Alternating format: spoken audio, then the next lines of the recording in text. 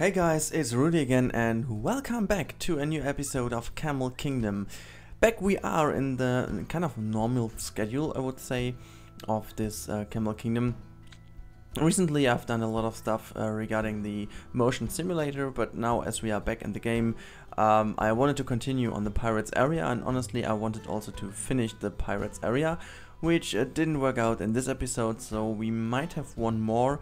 I will look into it how much I get done next week, so maybe we even skip the pirates area finishing touches, because I don't know, I'm kind of bored of this area, so I just want to move on to the next area. I have so many ideas already for the next area, and also on Monday when the update is coming out, or the DLC in a way, I want to try it out around. What was the a little bit of Indian English? Sorry. Never mind. I just wanted to try around a little bit with the new theme. I'm not going to go for the spooky theme though, that would be maybe a little bit too easy, but yeah, the theme I'm looking into for quite a while already will be then the next area of this park, and I really wanted to move on, but I also don't want to, you know, leave this pirates area unfinished. So this episode is basically all about finishing touches already. As I said, I haven't got to the very end of it, so we still have to do some custom supporting on the flawless coaster. We still have to do a lot of work on the path work. In general, we have to do a lot of work in just the little details here and there, right? So I'm pretty sure that this will fill an entire episode. One more. I'm not too sure if I want to have another episode of just the finishing touches. So it would be great if you could leave a comment in the comment section below. What do you prefer? Do you want to have another episode of the pirates area, so to see the progress, or you want me to start off with the new area in the next video? So I would maybe, you know, do a overview video or just a showcase video of the final area of this park. I also wanted to ask you guys if you want to have some videos already from the main street and the pirate area, kind of, you know, little cinematic videos, nothing too special, but just to sum up the work we did in those two areas already. So just let me know if that's something you might be interested in to see. It will be just a very short video, you know, of 1 or 2 minutes, just showing off how the finished main street and the finished pirate area looks like in cinematic shots, with some people in, you know, just basically seeing a little bit how it finally turned out. But yeah, so maybe this time we might go into this pirate area, and I thought, since I don't know if this is the last episode of the pirate area, I think it's a good moment to sum up the pirate area for me, at least in this commentary. So if we will have another episode of the pirate area to this, because that will be just finishing touches. So for me, this pirate area was a kind of an end of a journey in a way, because since the very first alpha of Planet Coaster there existed the pirate theme in the game, and I already explained in one of the first episodes of the pirate area that it was just too simple for me to go for sorry, that sounded totally wrong. It wasn't simple in a way, it was definitely not simple, but it was maybe too boring or too obvious. I can't really explain. It was, you know, after trying around a few minutes with the pirate theme in the game, I moved on to something else, and in that case it was the Star Destroyer back then. But you know, today I wanted to create a pirate area finally, and I wanted to create it in a way that hasn't been done like this before. So I wanted to, in a way, try to move into a kind of theme that could be really an existing harbor in a, you know, Southern American area, which kind of would be, you know, in the 18th or 17th century in a way, when the pirates were really on their higher spot. So like a really, you know, realistic harbor that has been created, for example, by the Spanish pioneers that have been moved to South America to, you know, build their little outposts over there, and then, you know, after a while, as I think it was D.L. Fendel, who else could it be, right? So that was a really nice comment about how the pirates just, you know, over time the crime rate and the criminal minds and the criminal drivers on a harbor got more and more into into the position to rule the harbor in the way that they, just because of money and because of they had enough arguments, so to say, to keep those people in the harbor area under their hands. And so over time the the criminal energy in the harbor just grew so much that the harbor one day was just, in the majority of those people having the hands on the harbor were pirates. So that was becoming a pirate harbor in a natural kind of way. So those harbors never really were kind of pirate harbors by the means of it, so that there weren't just a group of pirates landing at a space of bare land and building their harbor on there. It was an already existing harbor of one of the bigger nations who settled down in Southern America in the way on the Caribbean.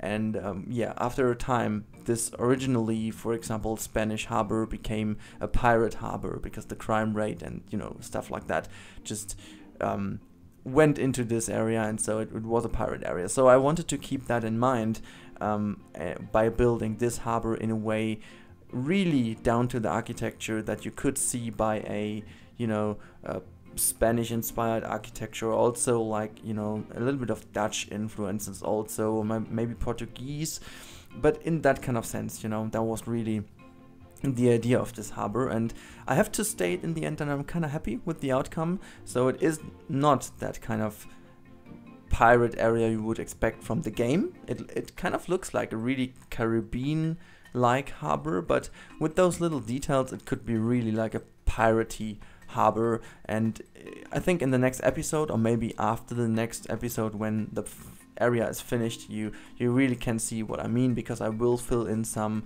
little broken details so that in the end it is really a harbor that is being captured by pirates in a way. So I hope that the whole explanation kind of made sense, but that was really the task I put on myself to build in this harbor area. But quickly jumping back to what you can see on the screen right now, I haven't really put any effort into making custom lampposts in this area. So I thought I just needed to go in and create some custom lampposts, and then also some custom fences. And the idea about those lampposts, first of all, was to create two different kinds of lampposts. So the first lamppost, and this is really something that is directly linked to the description of the whole progress and of the whole process of this harbor. Those were really like really nice looking harbor lampposts that could have been created by really rich settlers going down there. So the harbor was created in a really nice kind of way, so that you really can see this is a expensive and nice looking lamppost with nice metal effects and really like this kind of Spanish inspired maybe, and really from the king and queen's point of view, as this fence should be the supporting fence for this kind of style. So it's really linked to the style of the lamppost. And then on the other hand, again, there should be a more simple and more less cost intensive and a way cheaper lamppost that could have been created later when the pirates were kind of the head of the harbor, and they don't spend too much money on building lampposts, so they just took the stuff which is there to create lampposts. And I also made this kind of custom light down below, and using a little trick that I think Sylph has already explained in one of his videos as well, but maybe if you have seen it, it's pretty easy to build a custom light which isn't really making or just sharing any lights out of its origin, but then you can just take the ambient light and sink it down into the bottom, so it appears as if the lamp you created on the lamppost itself is sharing its light to the bottom part. So it really looks like it, and you can't tell the difference, so it's really nice.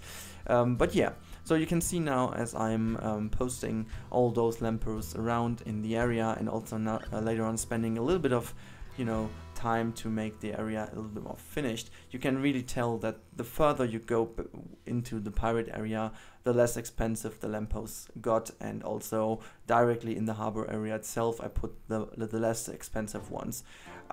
But yeah, so I think that should be it with the explanation and about the introduction and whatever about this area, or maybe I should say the summary of this area. One last thing I wanted to talk about is just that I did do a little schedule for our channel here, and you can see at the end of the video what the new channel is like. But maybe to mention this already, Camel Kingdom will from now on be on every Saturday if I get it done. If there isn't any episode of Camel Kingdom on a Saturday, well, then there will be another one the next Saturday. That gives me a little bit of room to plan things a little bit more easy, to put in a little bit more of quality, and you guys do know when stuff is coming online. If I do have more than just one episode of, you know, material gathered over the past couple of days, I will first of all save up for the next week, but if I have the feeling that I can put out 2, then you will have another one on Monday where there is a Nuzzle Planko spot in my schedule. But everything else you can see from the schedule which I put on the back of this video, and also you can look it up on my YouTube page itself. The header is also featuring this new schedule, as my Twitter page is as well. Yeah, but enough of these kind of organizational stuff. I just hope that you liked the video, and hopefully see you in the next episode as well. And until then, have a nice day, see you then, and bye bye.